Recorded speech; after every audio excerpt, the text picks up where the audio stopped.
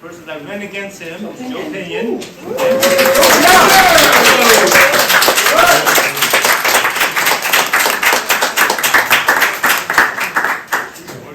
Well, it's good to see everyone. So many friendly and familiar faces. I heard I missed all the commotion. Yes, you did. Of course. A day late and a dollar short. Yes. It wasn't much. But for those that don't know, I am Joe Pinion, the Republican nominee for U.S. Senate this past cycle. I'm now doing some media surrogacy for this party on the various cable networks. So I joke it is an honest living in a dishonest world, but somebody has to do it. And look, I just wanted to touch base, bring greetings from Chairman Cox, but also to encourage all of you to keep showing up and doing this work. You know, we look at the autopsy of what happened in 2022. We have the good, the bad, and the ugly. The good news is that we were able to wake up a lot of New Yorkers. That all across this state, and certainly right here in Queens, we saw the pendulum starting to shift. As people realize that we have elected officials who have been in power for a very long time, have served communities for extended periods of time, and yet have not added value to your lives. And as we see this continued progression with our children attending schools that are more concerned with teaching them about the mechanics of sex, and then the ABCs, as we see this actual progression of communities that have become less safe, as we see this continued progression of individuals wondering if they have to face the horrific choice of leaving their home in order to pursue their American dream, people are starting to come around to what we've been saying for a very long time. But that does not happen overnight. And ultimately, the work in between the major elections is what's required if we're going to make sure that the communities that we seek and the America that we deserve finally comes within our reach.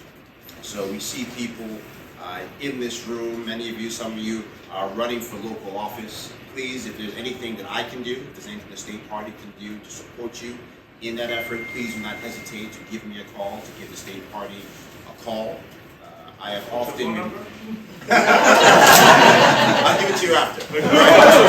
But Talk to me, I'll give it to you. But I often remark that, you know, too often our party at the national level and also at the local level, we have treated the grassroots as if they are a nuisance. We have to find ways to work together. We have to recognize that a party is just a word on paper, right? It's just a filing with the government, right? But it's comprised of people. And those people make up a movement, and that movement can change a nation. And so, as we try to change the direction of our state, as they think that they can save the globe by getting rid of coal-fired pizza, we recognize that we have to get out into the world and bring a message of change to our community. There's also nice hot Chinese food too. Yes. Well, don't look now, right? But if they get all the electric stoves, there won't be any woks for anybody. Exactly. If you enjoy a good wok, Down Captain with the Hope is not your crispy friend. combo chicken, all right? Yes, sir. Jo is up next year. She needs a challenger. Well, look, I think, as they all say, all options are on the table. But for me, right now, I'm focused on doing what I can to help groups like this help get the word out. You know, you look at, there's some real serious issues. We've got an economy that is not working, a state that doesn't seem to notice that the economy is not working. They call it job growth because we have people going back to work even though they forget it was the government that kicked them off the job. It was the government that told people that they could be fired for not putting an experimental drug into their arm. It was the government that told people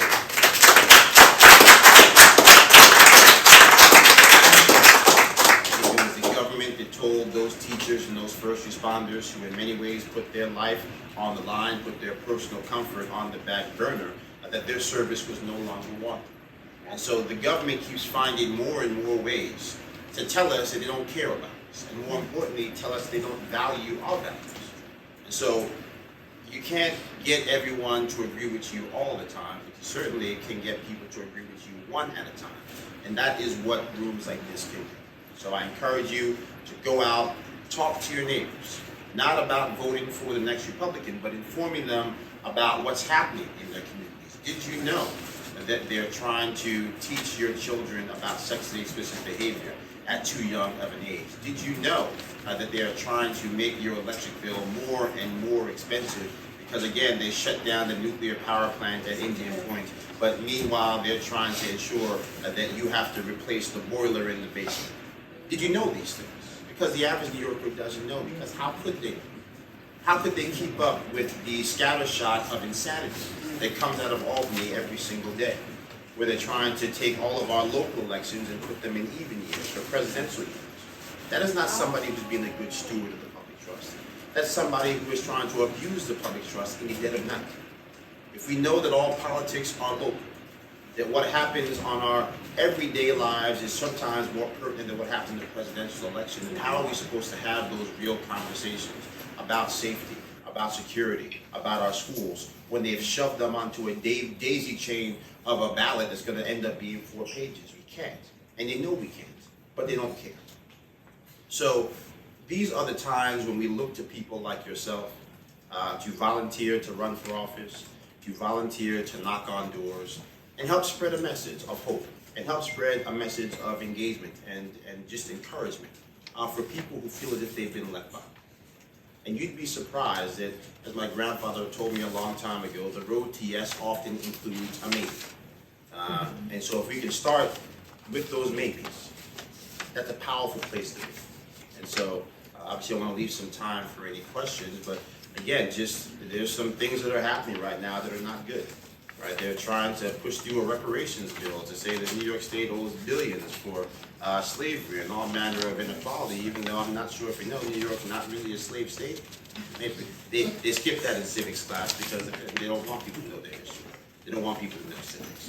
So we've got serious problems here that are crippling our ability to provide for the American dream. We've got public schools in New York City where in some instances you can't find a single child that is doing math at proficient level or statewide.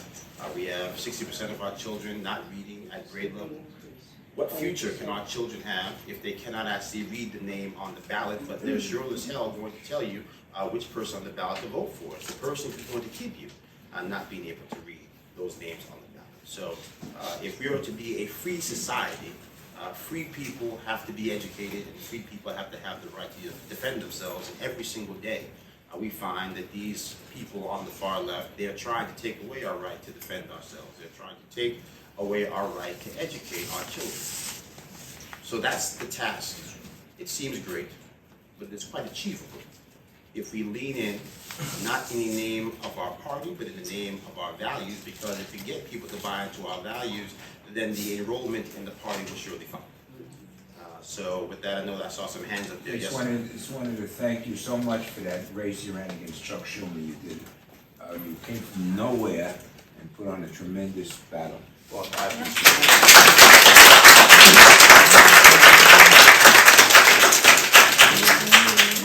it. Look, my mother likes to hear things like that, but I will simply say that, at the end of the day, a campaign is a vessel. It's a vessel for the pain of a people. It's also a vessel for the ambitions of a people. And I think that we see from those results against a man who's been in politics for 42 years, who, again, has been in public office longer than I've been drawing breath on this earth, that the pain of the people and the ambitions of the people had come to a moment where people can no longer be denied. So our day is coming. I remind people that, look, I had no plans on running for U.S. Senate in 2022. I had a very nice job hosting my own show, sitting behind the desk on Newsmax. It was the opportunity of a lifetime, made possible by the sacrifices of too many to name, starting with a mother that mortgaged her own happiness to make sure that I could stand here, a grandmother that put the fear of God in my spirit, with the Bible in my crib, and also made possible by the greatest advantage that anyone could ever be given, living right here in the United States of America. And I often talk about my favorite quote in politics, which was from John Adams, famous American president, talking to his son, John Quincy Adams, who became an American president himself. He told his son, "You come into life with advantages that will disgrace you if your success is mediocre." And I think about that quote often because there is no greater advantage than living in the United States of America, but the greatest disgrace will be if we allow America to fall on our watch.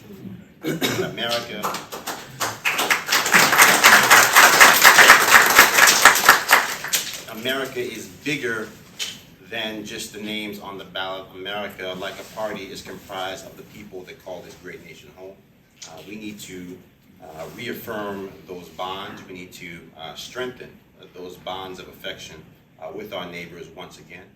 If there are people on the left want to call us everything but a child of God, that is sad, but let them. We must meet that with love. We must meet that with compassion. We must meet that with simply the truth. And the truth is this, that the American dream today remains the greatest, most vibrant hope for the world. That is why so many people from all around the world are trying to come here. Those who are trying to come here illegally, and also the 4 million people standing in line legally to come to this nation. And yet what do? They've got people convinced that the migrant crisis was just a figment of our imagination until, of course, that figment of our imagination showed up knocking on our front door. It is now costing us billions upon billions of dollars. We've got people right here in New York City living in public housing. It is $40 billion behind in repairs. We've got 20,000 elevators that don't work. And of course, our senator, who's the most powerful senator in DC, one of the most powerful men in American politics, held a press conference to talk about how glad he was to bring us $25 million to address the problem. And the people who should know better say nothing. The people who don't know better, because he cares about us, which is a tragedy in motion. So we need to tell these stories. We need to spread the word. We need to tell people it is not normal for people to turn a blind eye to grown adults flashing children in the streets. That's not normal. It is normal for people to want to live their life on their own terms. It is not normal for you to try to normalize adult behavior in the eyes of children who should never witness it. If there are things that people are doing in public, if there are things that people are doing on public property that if you actually did in a private home would result in you being put in jail, then why in the world would you sanction those activities for children in the name of our government, in the name of this state? It can't be done. It can't be allowed. It shouldn't be allowed. And so we need to tell people this is not a message of hate, but it is a message of grave concern. It's a message of compassion, a defense of the one thing in this world that once you lose it, you can never get back: childhood innocence. So that is my greetings, my tidings from the party here in Queens, and to remind you that yes, bit by bit, it seems like things are going too slow, but the road to us capturing this state, to reclaiming this state, it goes through Queens. It is the most robust, diverse borough in this city. It is the most fertile ground that we have in the state, so we've got to do the work. People like you have been doing the work. I'm grateful that so many of you put your faith in our campaign this past cycle. 2.5 million New Yorkers, starting in rooms like this, bought into our message and recognized that change was coming. Change is still coming, bit by bit, slowly, too slowly, but slowly still, we're going to get the job done. So thank you so much, and there are some other hands. Yes? Do you see a solution to the crime in the subways? I'm taking cabs, spending too much money on cabs. And most people really are afraid of taking the subways now. Do you see a solution? Because crime is up in the subways. They may tell you crime is down elsewhere, but it's really up in the subways. Well, I have to say, the first step to solving any problem is acknowledging that it exists. And the problem with our leadership right now is they don't want to acknowledge any problems, starting with the thing that people care about the most. Our first obligation to society, the safety and security of our residents and our citizens. So, yeah, it's hard to stop a crime crisis on the subway if you're continually telling people it doesn't exist, and then you don't want to take the steps to stop it. We need to have more police officers on the subway. We need to make sure the cameras down in the subway system actually work. I think you remember famously that shooting that occurred down in the subways, where We didn't actually have the cameras working, so we didn't actually know initially and immediately who had been the perpetuator of the crime. So there are best practices that exist to stop this behavior that simply aren't being utilized and aren't being leveraged. We have the greatest police force in the country. And then within the greatest police force of the country, we have one of the best intelligence apparatuses in the country, right? Second only to the people down in DC. So we know how to stop crime in New York. We've seen it happen from the height of the insanity in 1994 to present. But we're sliding backwards now. And so to stop that slide, we have to acknowledge some bitter truths. The bitter truths are that when you start disbanding gang units, when you start telling police officers that you're more concerned with the optics of crime than you are with the impetus to stop the criminal, bad things happen to innocent people. And the day they decided that the needs of the criminal were more important than the safety and security of the common man, with the three most dangerous words in modern politics, defund the police, we were all put in danger. And so we need to be funding the police. We need to be partnering with police. We need to be adopting 21st century best practices to keep our communities safe. Yes. Two-part question. About half the people here with the Medical Freedom Party, and a lot of them are actually running on the Medical Freedom Party and Republican lines. First of all right? And also, would you be interested in running as one of our candidates, first of all? And second of all, with the funds you raised during your last campaign, would you be interested in helping getting people elected as Republicans and Medical Freedom Party to the Assembly and to the City Council? Well, look, we certainly need to get more people elected to the Assembly and the City Council. I mean, when you can count the entire Republican caucus on less than two hands on the City Council, that is too numerous to count. Certainly something's gone terribly wrong in Denmark. You look at the Assembly, we've got a Democratic supermajority going all the way back to when Ford was president. So, I mean, this is not the substance of success. This is a legacy of failure that we are doing our best to turn around.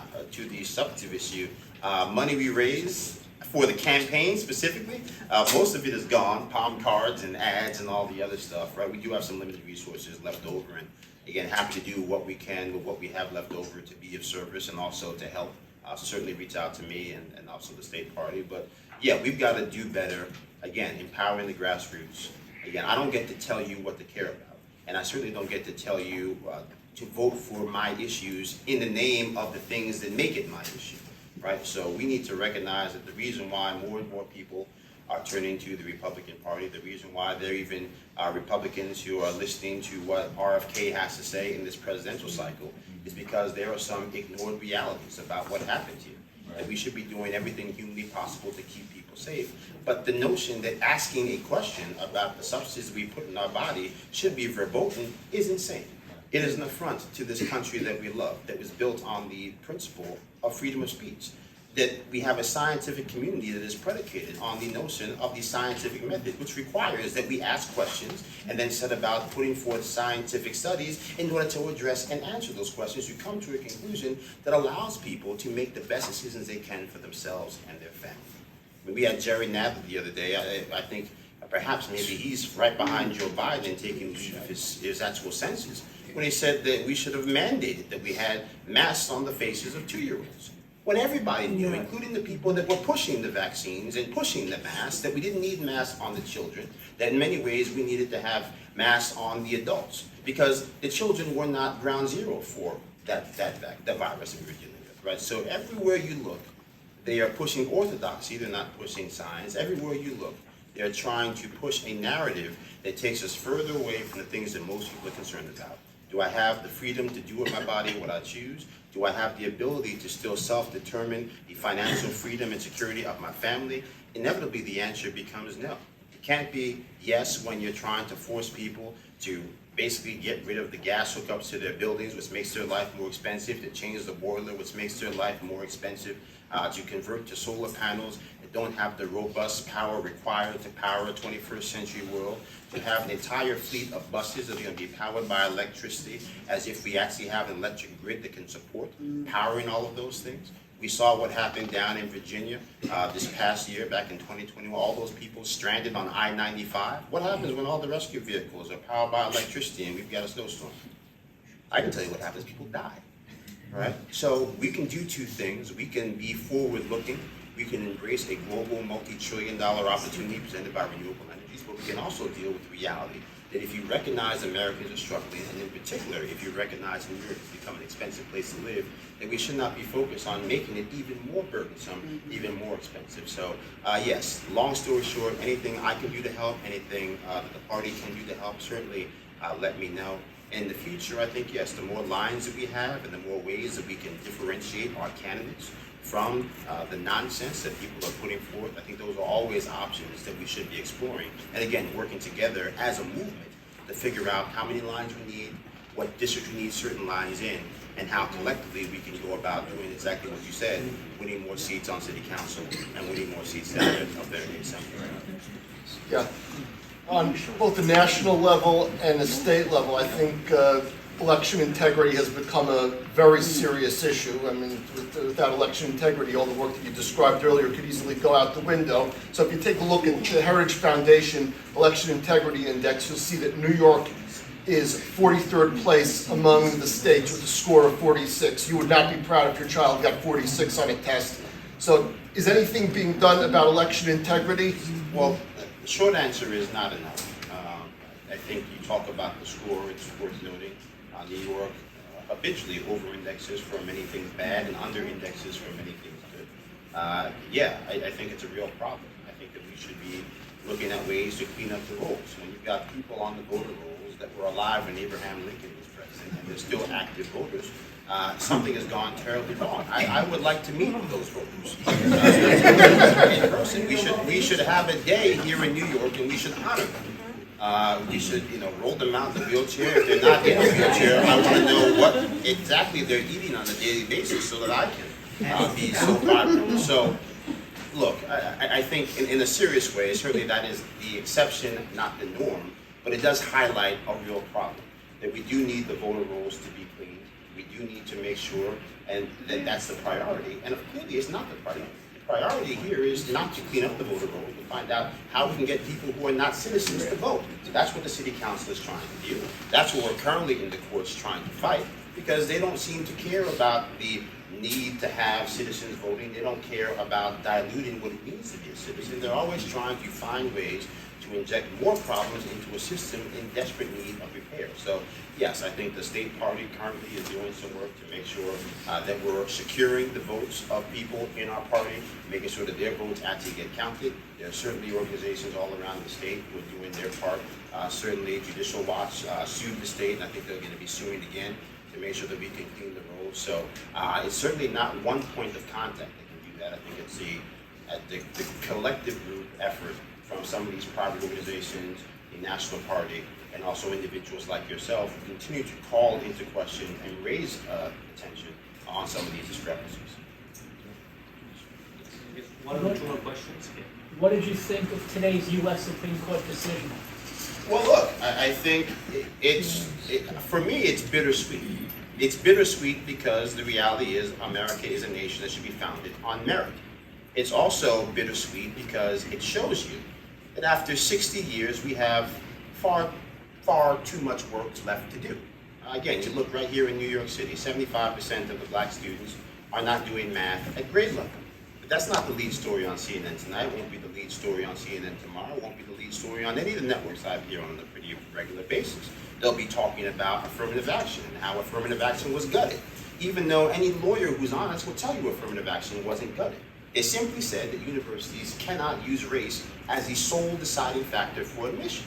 And so the question becomes, if you're telling me that the only thing that Harvard University can do to find value in who I am as a person is not the content of my brains, but the color of my skin, then I don't think Harvard is as good an institution as they claim to be.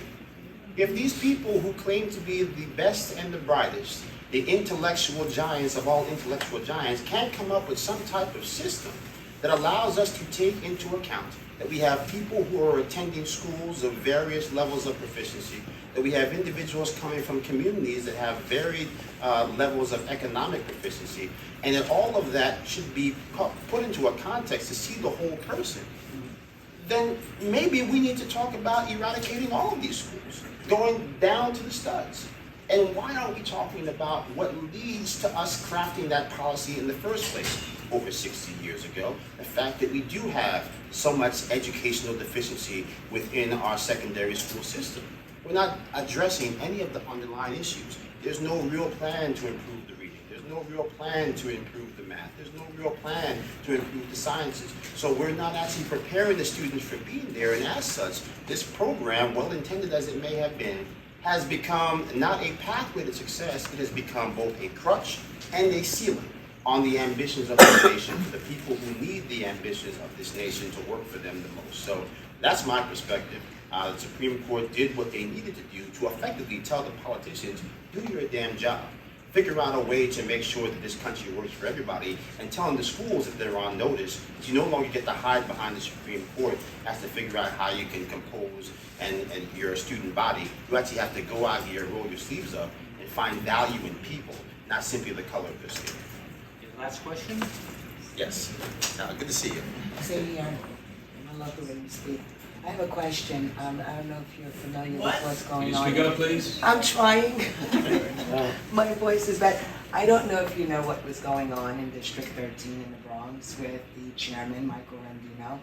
Is Ed Cox familiar with the nepotism and the cronyism that he's put out there with nominating his sister, who's married to the Board of Elections Commissioner? So, Repeat the question, please, so just. I wanted to find out. Let Joe repeat it, Go ahead. because he's loud. So the question was about District 13. Obviously, Mike Rendino, who's the chair of the Bronx. His sister was running for District 13. Did she win? I believe they're still counting the votes? They're still counting. So, and the question was relative to nepotism and the process. All I will say is this. I've known Mike Rendino for some years now. Certainly, obviously, the party is aware of the primary. I think what we need to find a way to do is to make sure that the people in our party, and certainly the people who engage in the process on a granular level, feel as if they're being heard and feel as if the process is fair. And I'm not intimately, kind of involved in the details there, but everyone that I've talked to that's reached out to me has felt is the one word that keeps coming back to me is fairness, right? And feeling as if somehow that they're being heard. And so I think that we can do a better job as a party, making sure that people feel as if their voice is being heard, making sure that the process is so transparent that people feel, irrespective of the outcome, that it was at least a fair process. And I think that's certainly things that, I plan on hopefully doing with the party. I know Chairman Cox is committed to having that be the standard across the board, from the Bronx to Queens and everywhere in between. So yes, I think So there are you saying that you've gotten feedback that it was fair? I've gotten feedback that there are concerns about fairness, right? And I think that, So, because we have, and beyond that, right? I mean, this chairman stopped at nothing but threaten candidates all day, all night, literally threaten them. He stopped at nothing but make fun of the people like my dead son. He stopped at nothing but attack my employees. He protested in front of other candidate, fundraisers, alleging fraud, alleging that they committed fraud, when we find out that, quite frankly, it was him that was doing precisely what he alleged the other candidate to have done. He stopped at nothing. And, his sister is married to the Board of Elections Commissioner. So how is it at all? I mean, we don't need people to step out and say it doesn't appear to be fair. It is completely unfair, and it's completely cronyism. And I can't imagine that Ed Cox or anyone on the state level is seeing this as okay, because if they are, then what they're doing is precisely shunning the process for good candidates and the Republican process to take its effect here in the city of New York. We are in a one-party rule. We're in a one-party rule, everybody. And it's not because we don't have great, strong candidates or intelligent or, passionate candidates. We have chairmen in positions that choose their favorite person, and their favorite person is there because they're puppet strings for the party and not for the people. And I'm not going to stop talking about it. I won't stop talking about it until every citizen and every resident in this city understands that we are being sold out by a party and chairmen that are so entrenched in every county This chairman is entrenched in Long Island. He lives in Long Island, but he's dictating the outcome of the Bronx.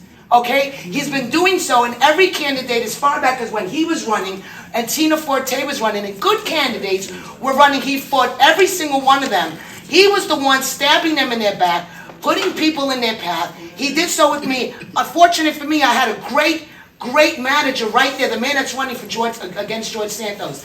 He busted his hump 24 hours a day because the people that the chairman put in my path were there to stall me. He recognized it. He stepped in and slept on my office floor to ensure that I win. And I won the Bronx. I did something that no Republican has done in 20 years.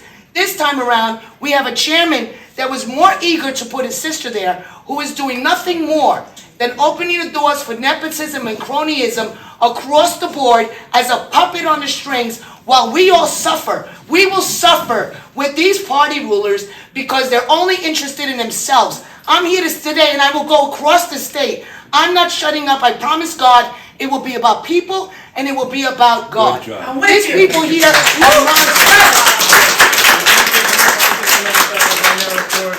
First, I want to thank Joe Pinion for Joe, thank you. representing everybody. Try to do something there, and certainly tonight we're going to talk more details about exactly what Samantha's talking. We have people from Bronx, Brooklyn, that's also going to be talking somewhat similar.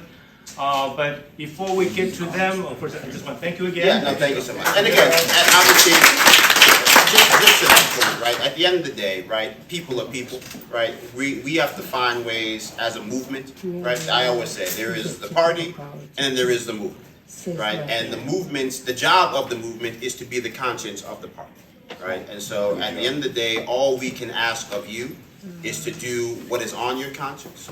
And most of the time that aligns with the party, but sometimes it doesn't. And that's the beauty of democracy. That's also the beauty of a Republican movement. A Republican movement that says that we should have diversity of thought, just not diversity of skin color. Right? So I want to thank all of you for everything you're doing, to keep doing the work, to keep fighting for what you believe in, come what may, as they say. And again, we're gonna make sure that come soon and very soon, we're going to be victorious in these elections. We're going to change this state.